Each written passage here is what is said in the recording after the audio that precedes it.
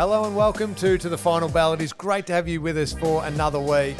We are going to get to a great win against the Pies in just a second. We're also, as a look ahead towards Retro Round, going to talk to the great Tim Bluey McGra and reminisce a little bit with him. But before we do any of that, Reggie's here. Zach Tui's here joining me again. Stop rubbing your hands together, by the way. That's a stupid power move. Australia just far too good Fell for over the the line Irish. in your native game. So let's calm down. We should do the international rules with the girls next year and watch them win by 6 million points. I was a little nervous. It was a cracking game. I was a cracking game. I was genuinely nervous going in thinking, hang on, there's a lot of wonderful players in that Irish team. I thought, they couldn't, could they? They couldn't. But the good thing was, they couldn't. They didn't. It was an amazing, the atmosphere seemed great. So I reckon it was super well received. Huge turnout, both sides, but tons of Irish. Up in Sydney, I guess, we're everywhere. We're like mice, but there was a huge turnout. But geez, it was exciting. I reckon you could see, if you didn't know, you could tell the Aussies from the Irish. Like if the jumpers were just blank, the Aussie girls were so clean inside. Like they look quite dominant inside. But then when the Irish girls got on the outside, geez, it was fun to watch. Yeah. Like it was waves of runners.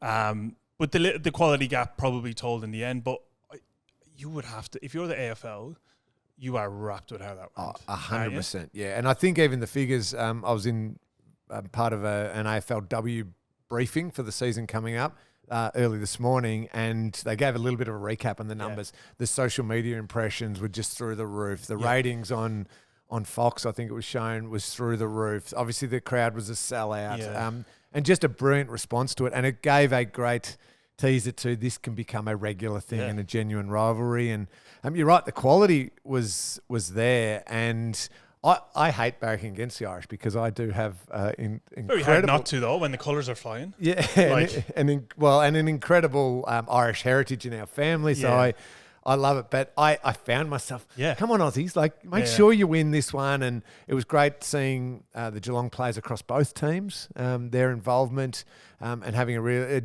Georgie Prespakis unfortunately got the knock to the throat, producer Jake. Yes, all good. But all good. All clear, which is great. I thought Neens was fantastic with goal assists. It was so good seeing that Geelong contingent, but a high quality game. Yeah, really high quality. And I think they have a leg up on the men's game because they can play a straight up game of AFL. Yes. So the problem with the compromise rules is that that's the only way you can level the playing field for the men. If it was all AFL, obviously the Aussies would smack them. And if it was strictly GA, you'd imagine the Irish would win. So you have to go in the middle. I reckon, but the middle doesn't appeal to either side as much as the pure sports. So the fact that they can just have a competitive game straight up AFL, I thought it was wicked. And by the way, which I saw a few people mention this on social media, the merch is unbelievable. The jackets. How good was it? Kind of so retro cool. feel to a lot of them, and I thought it was sick. Even a couple of the pundits were wearing the half and half. Yes. Which I'm not, from a sports point of view, I'm not big on the half and half thing from the Premier League because that's a taboo thing in Prem. God, it looked good. Good, yeah. So those little things add up in terms of receiving these events well. Yeah, it was awesome. Absolutely. Well done to everyone involved. A fantastic thing. And now, so this Sunday, AFLW season kicks off, not for Geelong, but for the entire competition with Spud's game. St Kilda taking on Carlton on Sunday evening. Obviously, the Cats are the following week against North Melbourne as part of that double header with the men's team as well. So very exciting. All of that coming up. Let's get to something else very, very exciting as well, Reg. It is always exciting when the Cats knock off the Pies. A really good win. It feels like ages ago since the game had been played way back on Thursday night. A brilliant start by the boys, set up the game.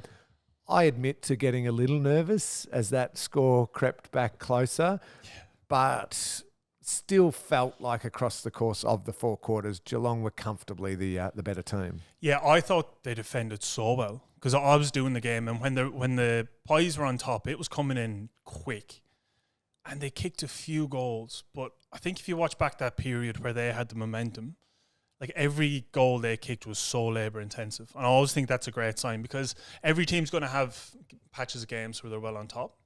And really it's about damage limitation when that happens. And I thought the Cats looked really good when they went forward. And then I thought the Pies, all their goals, in fact, maybe all their goals, I can't remember too many just soft, over the back ones. So I thought they were outstanding and then saw out the game really well.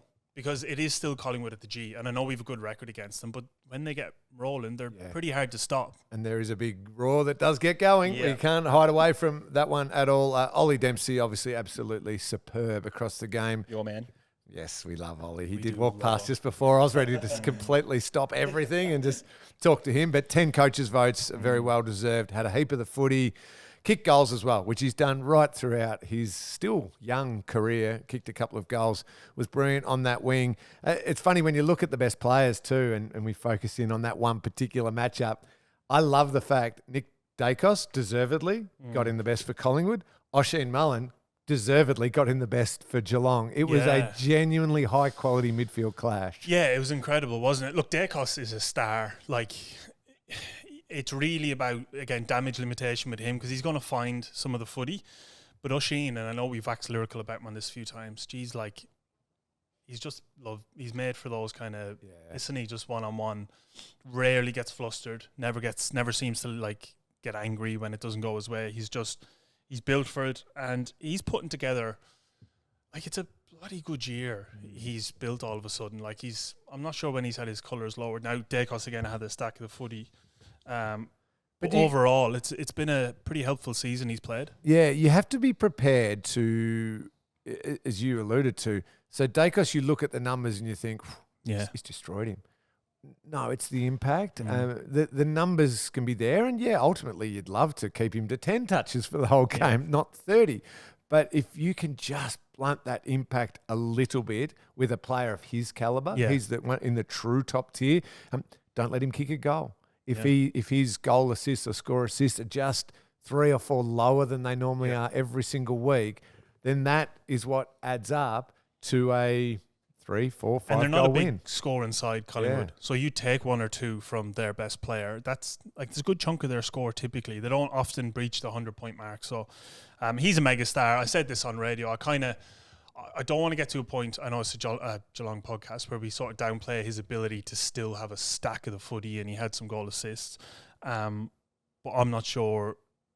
I don't reckon the Cats be too flat with what Oisin did to him and how he did blunt his impact. So I agree. While we are on the theme of the Irish contingent, I thought Mark O'Connor's game really good, and another one who semi-flies under the radar for the wider football public. I certainly wouldn't internally.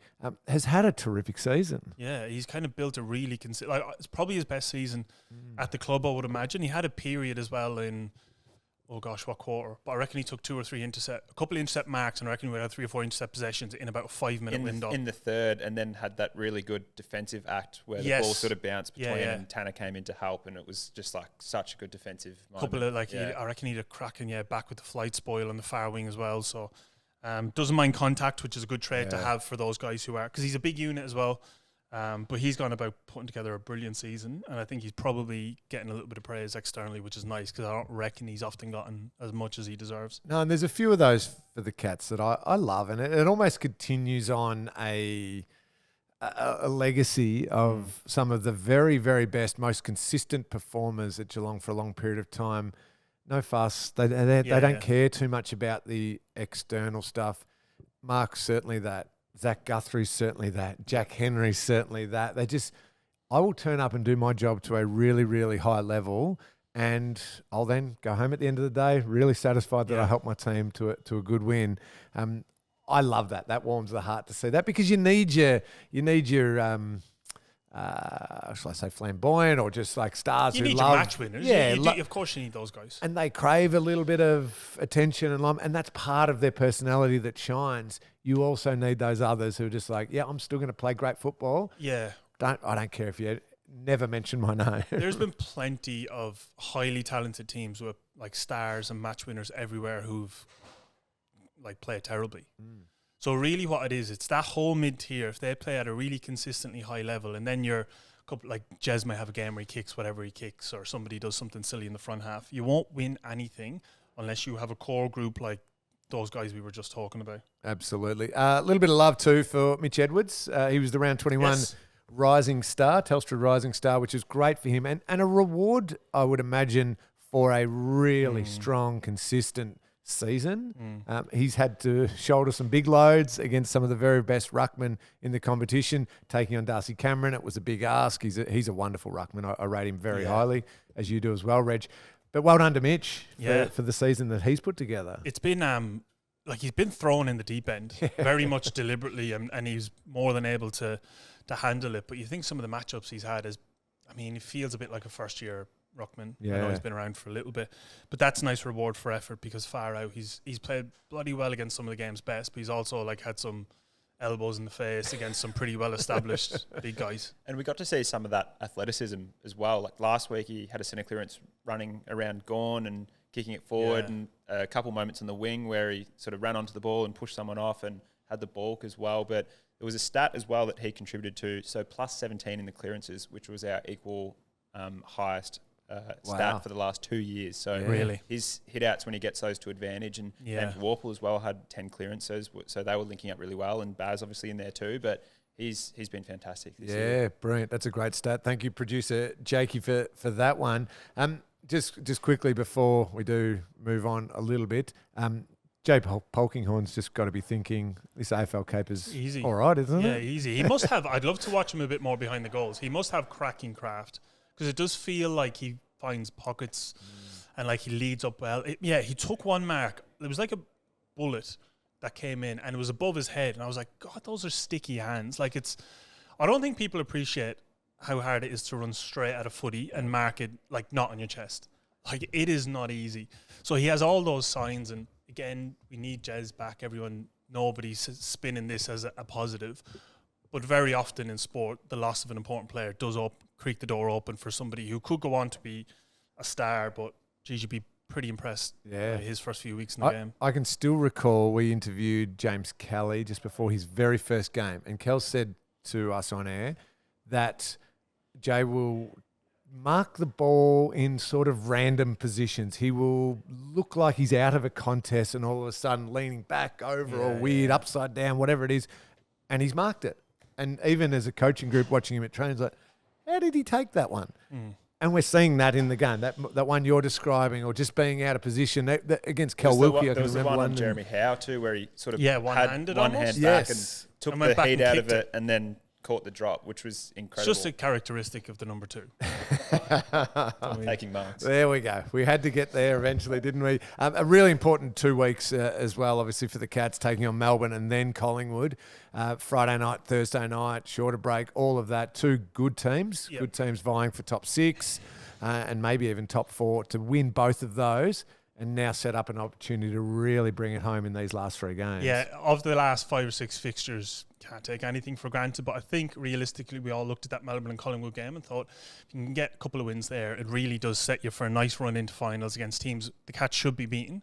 Nothing's a given, but you'd be looking at it now going, okay, now it's about building form this last 3 or 4 weeks, and they'll go in and they can do plenty of damage in September still. I know it hasn't been the year probably we wanted, or it looked like it was going to be at the midway point, and still knock off a few teams. Yes, absolutely. Do check the club website for the health update, because eventually, hopefully, if we do hit September, we do have a couple of players coming back in, but always check up on that. Before we get to Bluey McGra, who's coming up in just a second to reminisce and also to talk retro round against the Bombers. Am I reading this right, producer Jakey? What have I missed in the? I've been busy, everything like that. Does that say the VFL lost? They did. Pop the queue in the rack, mate. They've got the minor premiership. They're just taking a week off. So full credit to Collingwood. They played fantastic. And had a lot of listed players, as did we, but played pretty consistently. The Cats didn't want to win. No credit to Collingwood. That's your words. Reggie's words right there. But don't worry, the VFLW made up for it. An excellent comeback win over the ladder leading Pies by 9 points. Fantastic. Nikita Harris kicked 3 goals, 2 in the last quarter to clinch that comeback win. Sensational work. And I think we're seeing the development program really fully kick into gear, and we'll be hopefully feeding that AFLW team for many, many years to come. Producer Jakey? So first-year player Nikita Harris for our VFLW team, and currently our leading goal scorer. So great signs there. And some great news yesterday with Annie Lee, who was on Carlton and Collingwood's list and was playing this year with our VFLW team, being chosen as our injury replacement player for our AFLW list. So she's currently leading marks in the VFLW. She's had a really good season. So now on our AFLW list, which was great. Oh, fantastic. Brilliant news. Great opportunity. Now, Reggie, I'm going to do something a little bit different. I hope you don't mind. We're just doing this on the run here because I know Bluey McGrath's about to join us. Former teammate of mine, can tell a good yarn, loves a chat. I reckon he's going to talk a little bit longer than normal. So instead of doing a third segment and where we preview the upcoming game, I'm going to do it now quickly to allow us a little bit more time to talk with Bluey. Of course, I speak of the game that is coming up. The Cats taking on Essendon here at GMHBA Stadium, 4:35 p.m. on Saturday. It is retro round. They will be wearing the retro jumpers, which I know you love, getting in the spirit of those. Yeah, I love. I reckon it's one of the top 3 things I miss about playing is when we get to do all these photos out in St. Mary's and then rolling out with they just never miss retro jumpers, do they? I don't know if it's just nostalgia or just well designed, but they just never miss. I think this jumper's sort of in the late 90s, early 2000s vintage. Right. Towards the back end of your career. That's when you were looking around.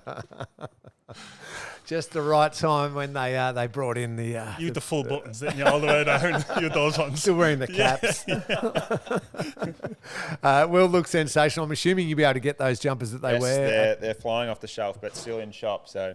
Fantastic. Of course, taking on Essendon, on paper, you just go, that's a win. No such thing when you're playing in the AFL. It's important that the Cats turn up and go bang. I would, as I always say, keep an eye on the health update for who may or may not be in or out or anything like that. Slightly longer break this time around, which is great with the management that they've had to have with those couple of shorter breaks. You and I can say it, Reggie. I imagine not too many difficulties this week. Yeah, there shouldn't be. I do. I get you can't say that for sure ever, but like the Cats are clearly one of the better teams in the competition. Now, where exactly their rank is hard to say. A couple of players out, but you expect this to be workmanlike and a really professional performance here as well. Yeah, GMHBA.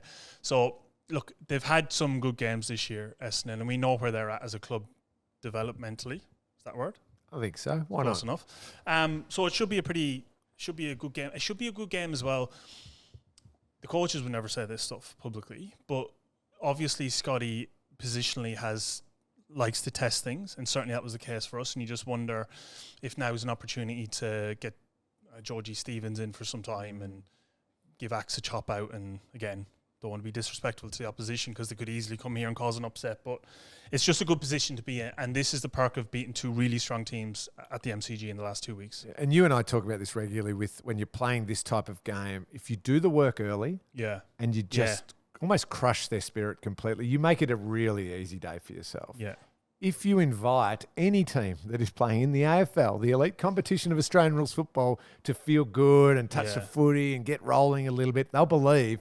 And it becomes a really hard day. And ultimately, you might still get over the line, but you kind of invite them into the contest. Yeah. Shut them up early, take it away from them early, and the game is then just done. Yeah, it is. And like the opposite, it's even more true for these teams that are struggling when they get a sniff, even more so than the top or middle tier teams, because wins have been hard to find. Could you imagine them walking away from here with a win, what that would do for the club and the players and how they feel? And if you let them get 2.5 quarters in and they're winning or close, it's a long day all of a sudden, because like they're still chock full of talent. These are still AFL footballers. Yeah, let's hope that does not happen and they go on to a great win. The Cats, as I said, 4:35 on Saturday. Enjoy that one. The VFL game is the game of the week, so that's a TBC. Is that right, Producer there's still Jake? some stuff. That's a last home and away round of the VFL, so still some details to be confirmed there.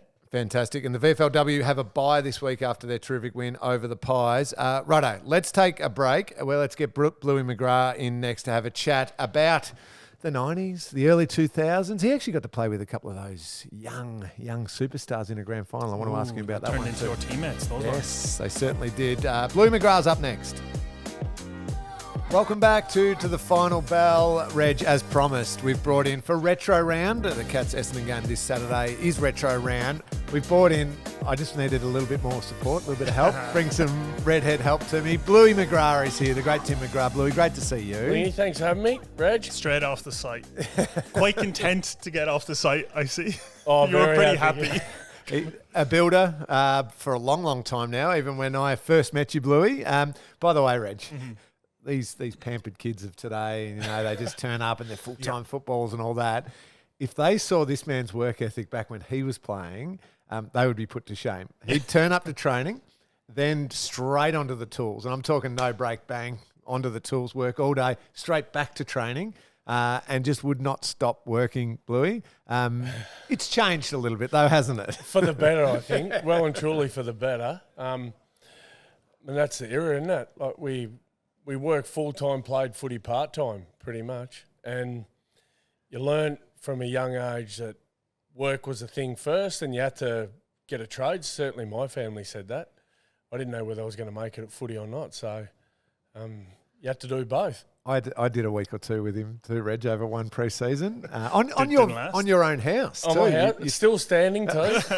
So you've done well. I probably wasn't trusted to do the important stuff. The house is like the Leaning Tower of Pisa. It's just wonky on your end. We are reminiscing a little bit, and I'm keen to get to explore what you're up to these days, not just building, but also what you're doing in the footy sphere as well. But if we could reminisce for a little bit, you came across from North Melbourne, and you probably at that point in time, will you or won't you make it as an AFL player? You certainly made it. Had a wonderful career. I was lucky enough to have overlapped with you, Bluey, which I absolutely cherish. Played in in that really great era of the Cats where we made grand finals, took on some of the very, very best teams, the West Coast and the North Melbournes. You often got some of the huge jobs on the likes of Wayne Carey and those types of players. Do you have an opportunity now as a slightly older man to be able to reminisce back and go, geez, that was a good team to be a part of? Yeah, you do. And funnily enough, I've been involved with local footy at Colac in the Geelong Footy League. And the players there asked me a lot about those era. And some of them weren't born when I finished. So that gets a bit awkward. But asking about, Gary Ablett and what's Billy Brownless like and just some of the games. I mean, we look at games now and it's so skillful and high speed. It's tremendous to watch. But we were kicking 25 goals a week. And it was exciting. It was a great brand of footy. We didn't defend that well, but we kicked plenty of goals. So that was good fun. But it was a great time. I mean, unfortunately, we couldn't win anything. But we gave ourselves a chance plenty of years in succession, but unfortunately on the day we weren't the best team. So, I mean, and that happens. So I'm always interested in the kind of mentality shift from the guys who played in sort of bygone eras. There is a workman quality that seems to be very present. So when you're going into a big game or you've got a big opposition player, mentality, what is it? Because right now it's coddled is probably a bit strong, but it does feel like players back then maybe just went in and said, well, I'm just going to smash my opponent and help the team that way. Well, I don't know whether we were that aggressive, were we? That's what you all say you were, anyway. Yeah, look, we didn't have the vision they have now. We couldn't study players like you can now, go back and watch their vision. You had the old VCR tape, and you mainly just put that on just as a bit of a general topic of the opposition. So mainly when you played on, I played on the good players, that you just made mental notes about how you got beat, if you got beat, what did they do, what didn't they do, and it was all mental notes. I mean, Harry Taylor had a book that he used to write in, and for him that worked. I just had mental notes. I mean, the good players, when you play on them, and if you're lucky enough to beat them, they make notes as well, and they don't do the same thing twice. So it was always about learning on the run, getting better, train a bit harder, get a bit fitter, those sort of things that helped you. You mentioned that team that you were a part of and some of those battles. It's funny you say you could score 25 goals and maybe there wasn't so much going the other way. That midfield I do think of. Now, I was a kid at this stage, Reggie, barracking for the Cats and loving I wasn't thinking, structurally they're not doing this or defensively they're not doing that. Just Hocking, Bairstow, Couch out of the middle, kicking to Ablett and Stoneham and Brownless, and you've got Kenny Hinkley, who's on a half-back flank, who is probably not worrying too much about where his opponent is or isn't playing. I had his bloke too. Yeah. You're getting to see all of this from behind the play, and when it's going forward, it must have been magnificent to see. this is going to put you on the spot a little bit. Was there one, Gary Ablett Senior obviously sits there and we know where he sits, but was there one of those others who just constantly blew your mind and thought, oh, that guy is truly, truly special. I just could sit and watch him all day long. Yeah, I really love Barry Stoneham. I mean, Malcolm Blight as a coach was a little bit left of centre at times and we were all out attack, but our game revolved around Barry Stoneham at centre forward because he was a competitor. I mean, he's 6'4" or 5", was a freak of an athlete. When we used to run 1K time trials at Landy Field, we all ran in lane 1 to save ground. He used to run them in lane 6 and break 3 minutes. I mean, he was a freak of an athlete, and it was the saddest thing ever when he broke his leg. But, I mean, he worked out how to beat Glenn Jakovich, beat him more often than not. Superstar player. And so I love watching him just compete. And you got a bit of that at training when you competed with him at training. Like, I wasn't the best player, nowhere near it. But you learn how to compete from blokes like that, and it set you on a path to get better. When you reflect now on your career, what are some of the big games or the ones you look back on most fondly? Or, I mean, I think I spoke with Joel about this. Joel often talks about some of the games he lost at different stages of his career because to him those are like exclamation points on this is what it takes. So it's not always positives, but when you look back in your career, good or bad, what are the games that stand out in your mind? My first game for Geelong was bad. I thought that was going to be my first and last. I got 9 kicked on me in just under 3 quarters. Who by? Jason Dunstall. So it was an all-time legend. Yeah, I mean, so you look back now, it probably wasn't a bad thing. That's a stiff first matchup to get. Yeah, and I was underdone, but got hammered. And Blighty walked into the rooms. You know when you're trying to hide when you don't go well? Going well. And then we had the bus trip back. I mean, that wasn't a great start, but the game in 93, we played Essendon at the G, and that trained on the Friday night. We used to train Friday night, even when we played Saturday. And Blighty pulled me aside and said, I'm going to play on salmon tomorrow. And my head nearly spun off. Like, I was 6 inches shorter than him. And he said, I had to be fine and this and that. So I started the rot. He kicked the first 2 on me. So he kicked 10. I got shifted. And Steve O'Reilly played on him and did a fantastic job. But Salmon still kicked 10. And Ablett kicked 14-7 at the other end. And we got beat. How do you get beat when the full forward kicks 14-7? It's ridiculous. But that game, he marked everything. Sheedy moved James Hird down onto him. And we obviously knew James Hird was going to be a great, great player, a champion player. And when he got shifted back to half forward, I was playing at centre half back by then on Steve Alessio.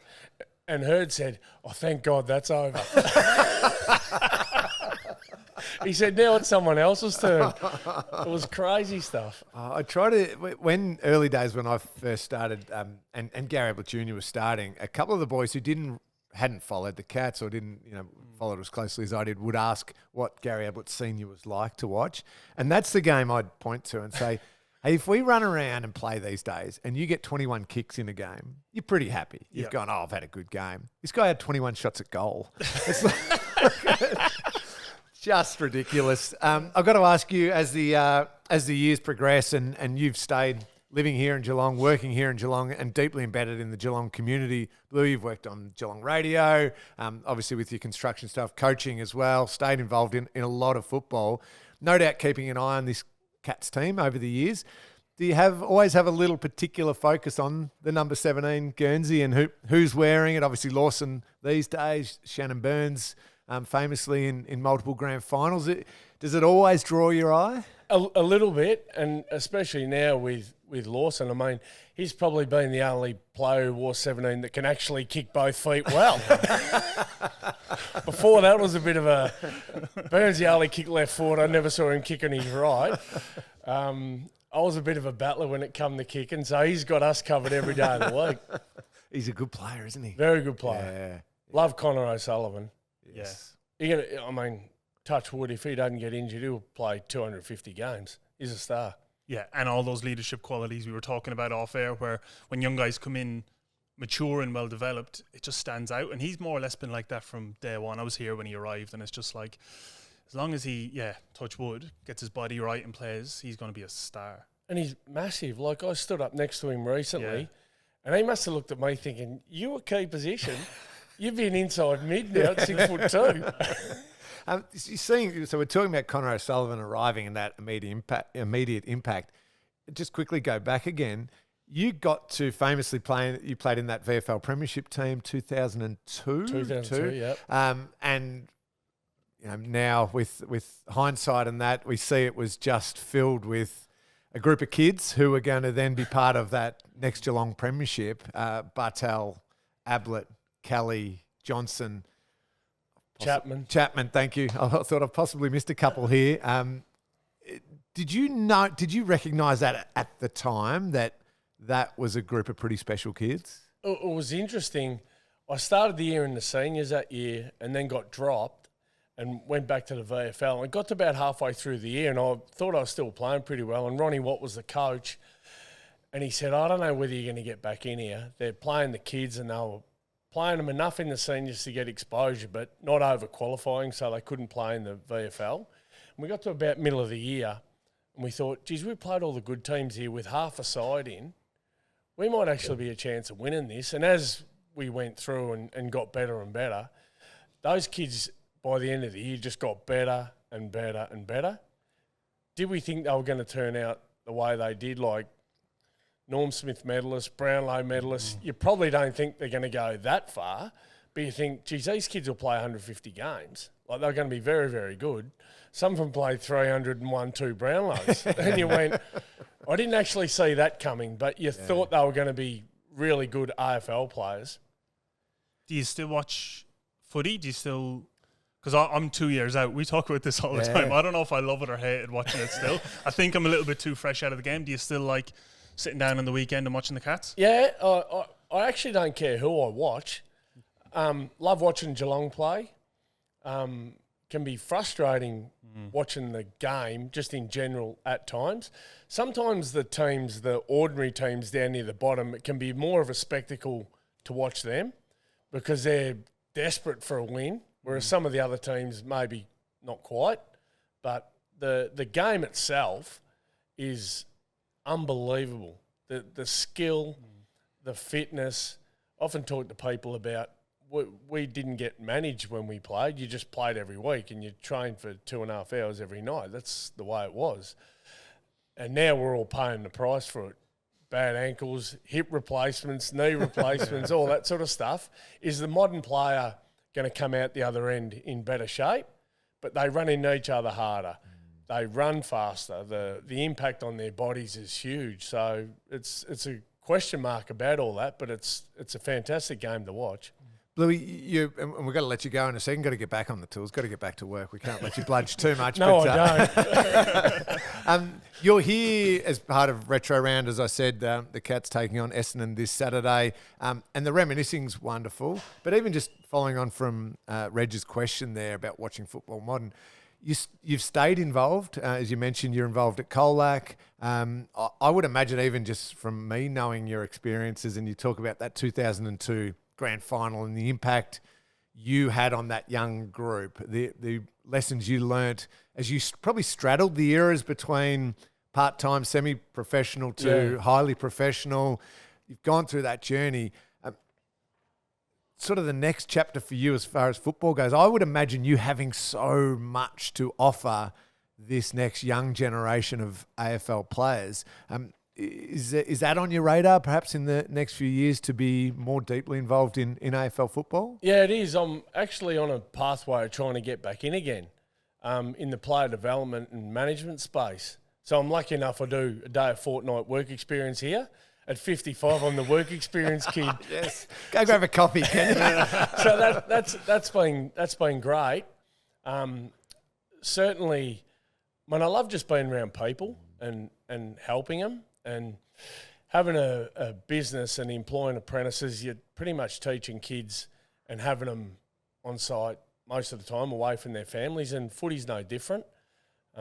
Hopefully I can have an impact in that space, and I mean, Tassie would be great. New club, build it from the ground up, maybe have an involvement there would be great. Anywhere would be good. I mean, I think I can make a difference no matter where I go. Well, I would imagine you could too, knowing knowing what you do and the person that you are. I think we see it, Reggie, more and more, the importance of getting that balance. These young players come in ready to play athletically. They've been through talent pathways and some private school scholarships and everything like that.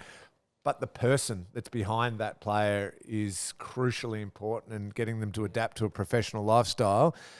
Blue, I reckon you could have a huge impact. So hopefully it leads to something. Hope so. Thank you so much for having a chat with us today. Remember, I've got 1,000 more questions. Yeah. You get giddy when we start reminiscing. I was the craziest little Cats boys. fan. Yep, loved watching Bluey play. Loved those players that we talk about with Baz and Couchy and all of those wonderful Cats players through that era. That was when footy was truly magic to a little Cameron Ling. It was all in black and white back then, wasn't it? That's your vintage. Bluey, enjoy the retro round game this weekend, but so good to chat. All the best. Thank you very much for having me. Thanks, man. Cheers. So good to be able to chat with Tim McGra, the great Bluey McGra there ahead of retro round. That's us done, Reggie. Finished. Let's get out of here. Great to catch up. We will be back next week. Yep. We'll be talking hopefully about a Cats win and then a lead into the AFLW season starting, an important game against the Kangaroos, and we're not far from finals too. Exciting times. Exciting times. Thanks for listening, everyone. We'll be back next week.